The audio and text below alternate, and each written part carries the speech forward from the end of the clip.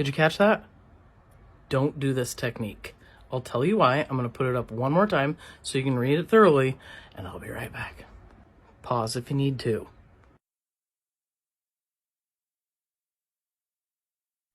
Okay, so here's the deal. This picture comes around every single year in several gardening groups that I am in, and I want to tell you why not to use this technique. Now, a lot of people get super excited, you know, as do I, with hacks and stuff. Like, I love tips and hacks and different, you know, ways to deter bad bugs in the garden or whatever. For some reason, every time this one comes along, everybody, well, they don't lose their shit, but they totally freak out and they think this is an amazing hack. I've never heard any end result that is a positive, and I've never used it myself, okay? So with that said, let me tell you why I think it's an absolutely terrible technique. So, first, all bugs are attracted to the color yellow. They're all attracted. Where do you think I'm going with this? Our beneficials and our pollinators, perhaps? So, of course, this technique will catch or trap our beneficials and our pollinators. Bad news, right?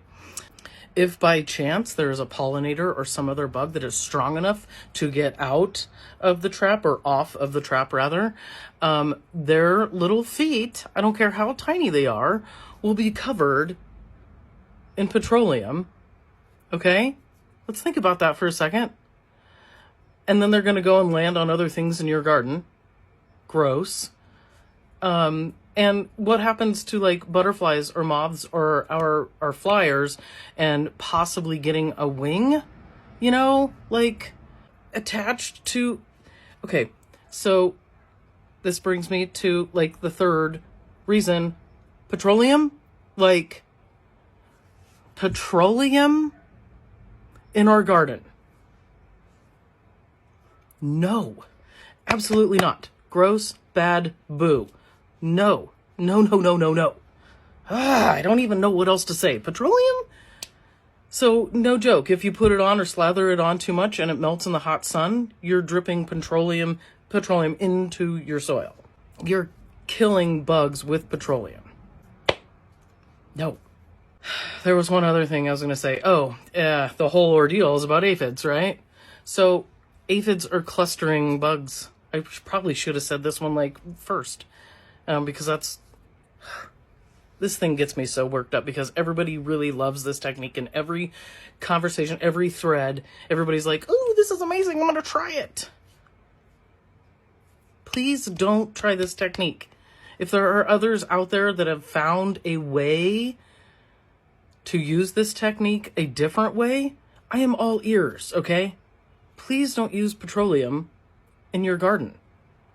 Please don't actively, voluntarily kill pollinators. Anyway, back to the aphids. Okay, so they're really slow movers, right? They can fly a little bit. They don't really jump.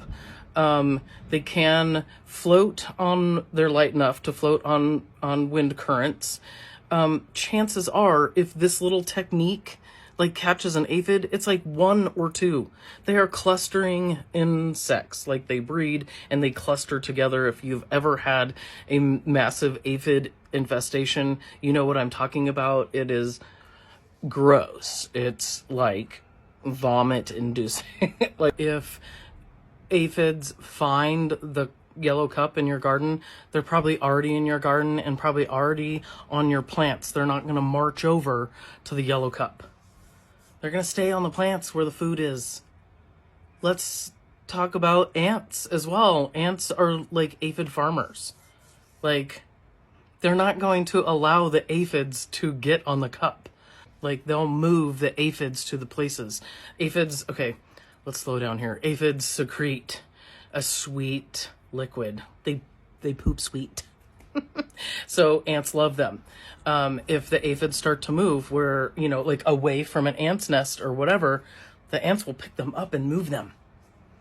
So you're not going to catch a ton of aphids with a yellow cup colored in petroleum. Gross. Who thought of that? I don't know, probably somebody who uses Roundup. There are other ways to get rid of or unalive aphids. Please don't use this technique. Please.